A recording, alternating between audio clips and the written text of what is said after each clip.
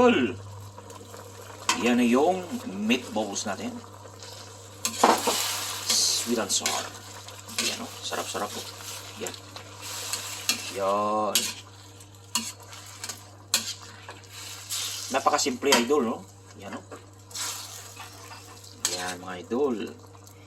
Balik carrots lang yan at capsicum. Meatballs. Yan. So, lagyan natin ng cornstarch para palapot-lapot. Yan, mga idol. Good morning, good morning. Happy Sunday. Today, July 20. Yan. Today's menu, ha. Yan. So, lagyan na natin ng cornstarch. Slurry. Slurry. Yan. Charap-charap pa dulu.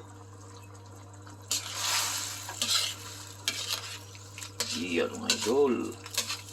Wow! Madali lang yan lutuin, mga idol, kasi yung ano natin, yung meatballs natin, niluto na yan kagabi. Yan. So, lagyan na ng sauce. So, tawag yan, sweet and sour meatballs. Yan. That's it. That's it, mga idol. Oh, very simple. Yan. Kanamit to na yan, mga idol. Pag matikman mo to, nako, mapawaw ka sa sarap, mga idol. Makalimutan mo yung pangalan mo. Yan, ha?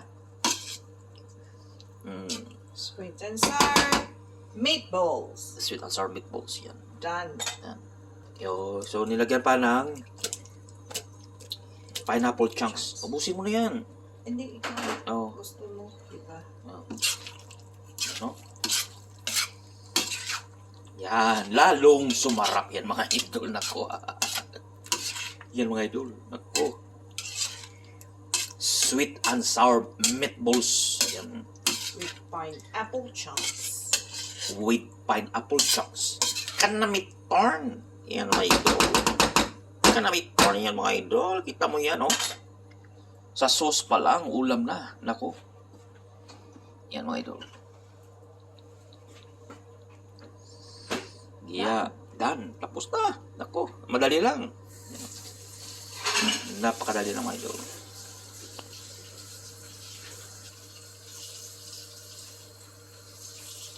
Okay? Yan ang recipe natin today. Kanamit corn.